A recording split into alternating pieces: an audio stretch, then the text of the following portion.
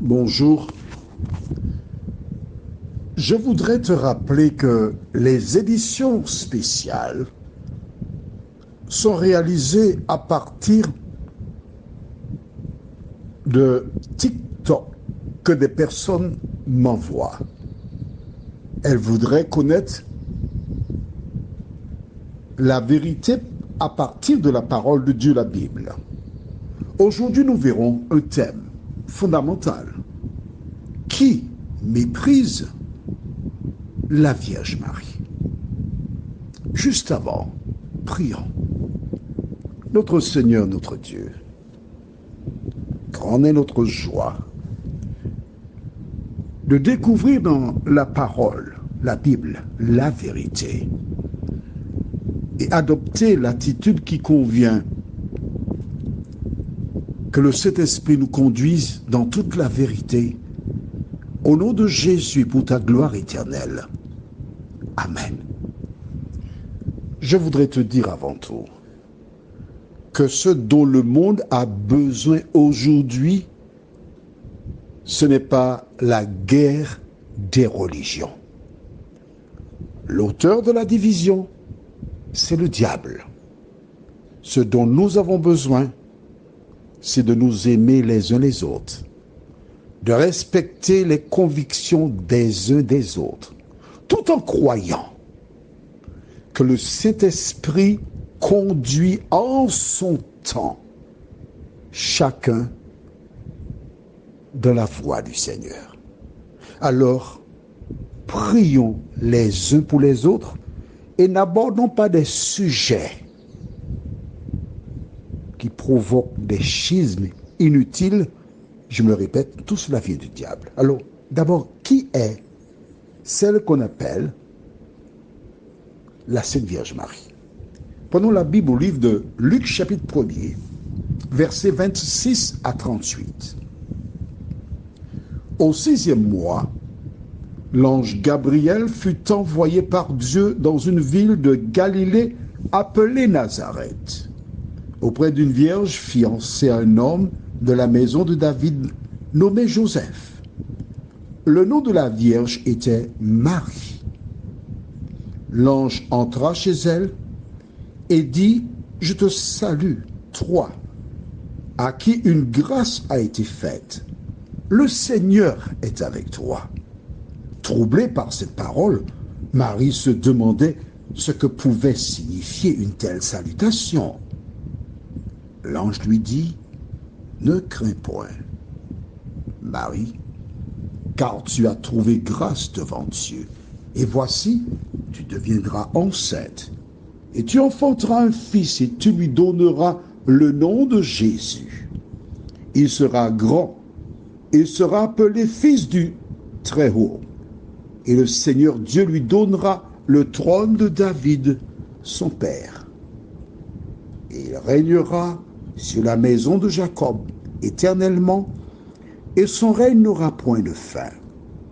Marie dit à l'ange: Comment cela se fera-t-il, puisque je ne connais point d'homme? L'ange lui répondit: Le Saint d'Israël, le Saint-Esprit, viendra sur toi, et la maison du Très-Haut te couvrira de son ombre.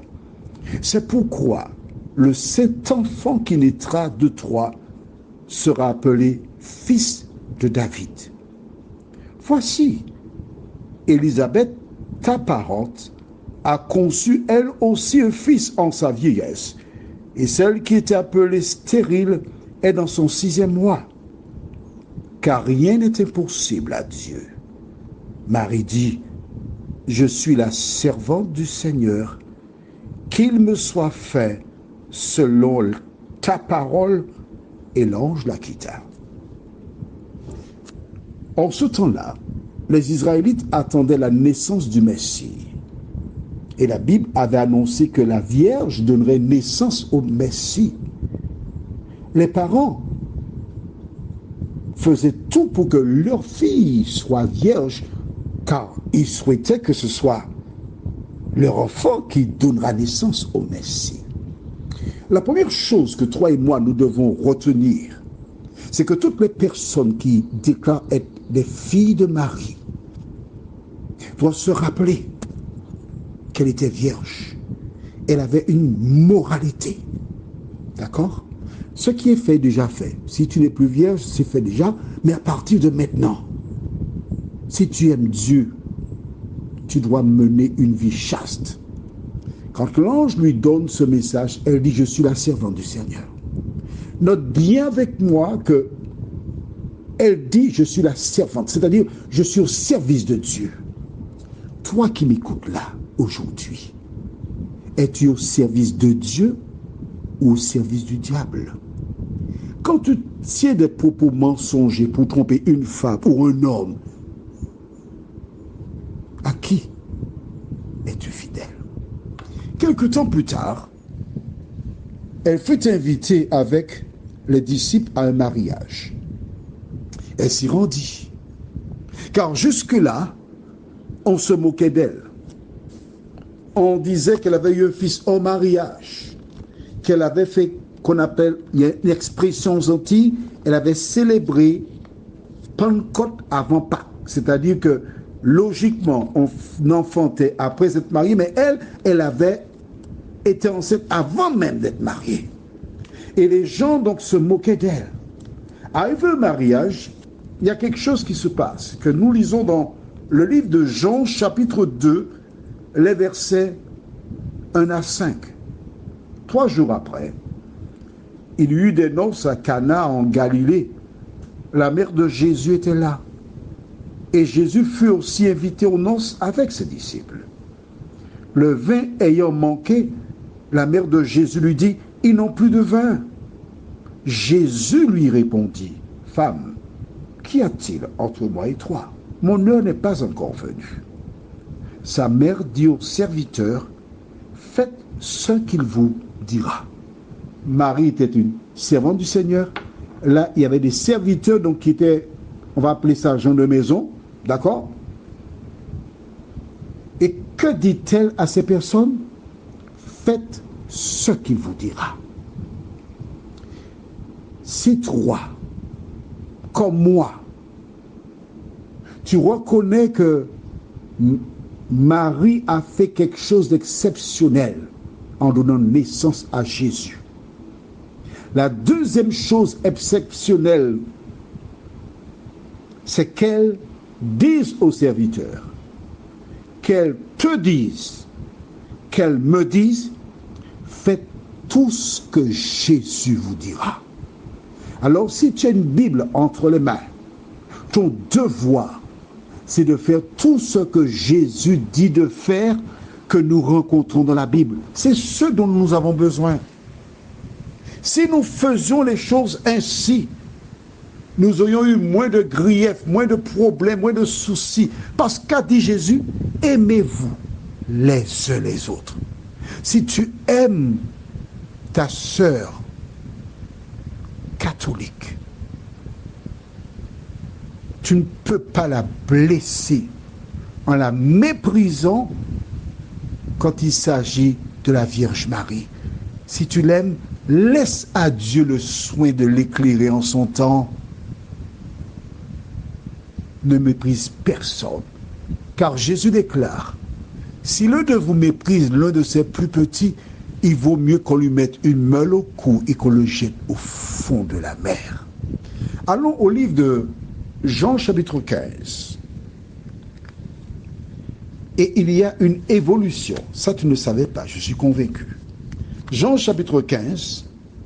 Et nous lisons les versets 12 à 15. Là, c'est Jésus qui parle directement. Et que ce que Jésus dit précisément à son auditoire, écoute attentivement ce que dit Jésus. C'est ici mon commandement. Aimez-vous les uns les autres comme je vous ai aimé. Qui que tu sois, tu es un protestant, ton devoir c'est d'aimer ta sœur, ton frère, qui ne partage pas ta foi. C'est tout ce que tu as à faire. Tu ne dois pas la blesser. Nous ne sommes plus à la période des croisades où l'un cherchait à gagner de l'autre côté. Non. Notre seul devoir, c'est d'être la lumière du monde, le sel de la terre. Je continue au verset 13. Il n'y a pas de plus grand amour que de donner sa vie pour ses amis. Vous êtes mes amis si vous faites ce que je vous commande. Attention. La Vierge Marie a dit, faites tout ce qu'il vous dira. Jésus maintenant te propose de ne pas être un serviteur. Il te dit, vous êtes mes amis si vous faites ce que je vous commande. Si tu aimes ta sœur, ton frère, quelle que soit son obédience, tu es l'ami de Jésus. Mais regarde, verset 15.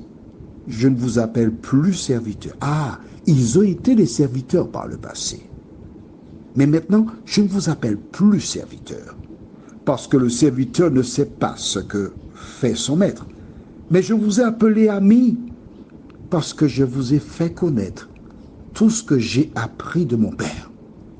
Si tu es l'ami de Jésus, que dois-tu prêcher? Que dois-tu dire? Allons dans Jean chapitre 12, versets 32 et 33. C'est les deux derniers versets que nous lirons. Et moi, quand j'aurai été élevé de la terre, j'attirerai tous les hommes à moi. En parlant ainsi, il indiquait de quelle mort il devait mourir. Je m'adresse à toi qui as une Bible. Le message que Jésus a laissé à ses serviteurs, à ses amis, aux chrétiens, c'est quoi? Et moi, quand j'aurai été élevé de la terre, j'attirerai tous les hommes. Le seul message que tu dois partager avec les autres, c'est de dire ce que Jésus a fait pour toi dans ta vie. Prions. Notre Seigneur et notre Dieu. L'ennemi s'amuse, il rigole quand il voit de soi-disant chrétiens se tirer l'un sur l'autre. Seigneur,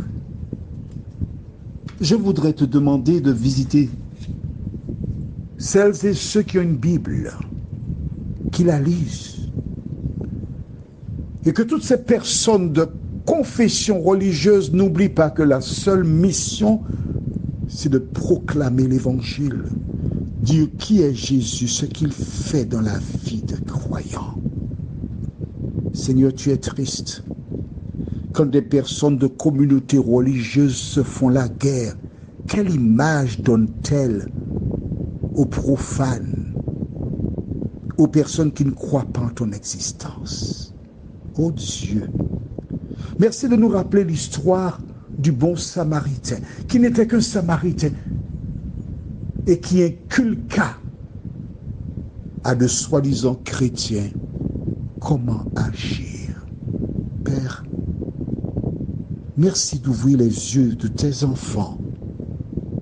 Merci de penser les blessures. Et fais pour nous ce qu'il y a de meilleur au nom de Jésus et pour ta gloire éternelle. Amen. N'oublie pas, l'heure est trop grave pour nous trouver dans les querelles. Élevons Jésus.